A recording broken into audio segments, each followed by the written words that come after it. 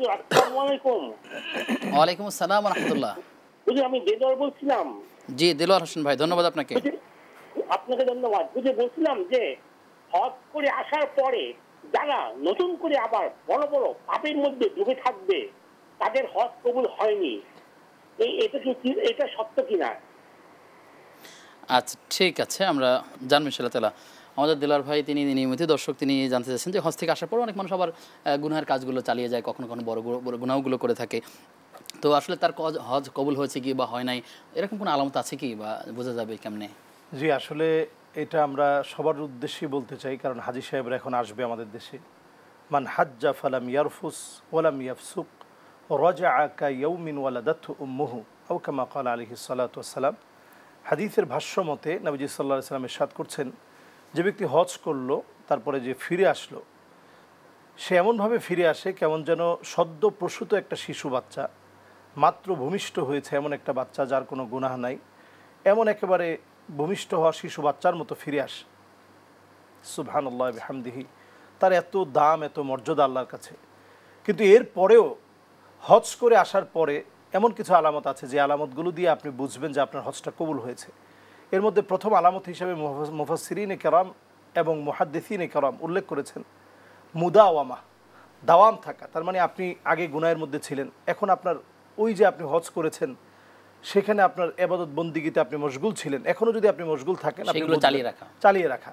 এবং আম্মাজান আয়েশা সিদ্দিকা রাদিয়াল্লাহু তাআলা আনহা, বুখারী মুসলিম হাদিস আসছে, উনি নবীজির কাছে প্রশ্ন করেছেন যে কোন আমলটা আল্লাহর কাছে খুব প্রিয়। তিনি বললেন যে আদওয়ামুহা ওয়া ইন কাল্লা, অল্প অল্প করা হয় কিন্তু ছোট ছোট আমল প্রতিনিয়ত করা হয়। এই প্রতিনিয়ত করা ছোট ছোট আমলই আপনাকে বুঝিয়ে দিবে যে আল্লাহ তাআলা আপনার আমলগুলো কবুল করছে। দ্বিতীয় নম্বরে আপনি তাওবা ইস্তেগফারের মধ্যে থাকা।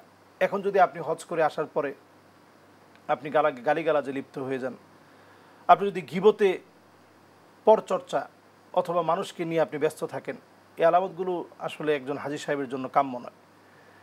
এরপরে আপনি যদি দেখেন যে আগে যেমন জামাতে নামাজ পড়তে আপনি হোটেল থেকে দৌড়ে চলে যেতেন মাক্কাতুল মুকাররমায়, সেই যে আবেগ, সেই যে আগ্রহ, এটা যদি এখন বিলীন হয়ে যায় তাহলে বোঝা গেল যে আপনি হজের যে ট্রেনিংটা আপনি নিয়েছেন এটা আসলে কার্যত সত্যিকার আপনার মধ্যে এটা প্রতিস্থাপন হয় নাই। যদি হতো তাহলে এখনও আপনি প্রতিনিয়ত নামাজের জন্য চলে যেতেন।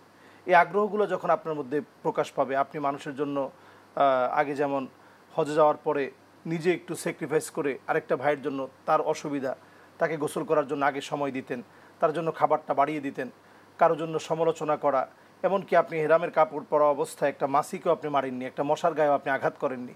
এই যে মানুষের ভিতরে এমন একটা মানুষ হওয়ার চিন্তা চেতনা তৈরি হওয়া, এটা যদি আপনার হজ করে আসার পরেও যদি কন্টিনিউ থাকে আপনি বুঝবেন যে আপনার হজ কবুল হয়েছে।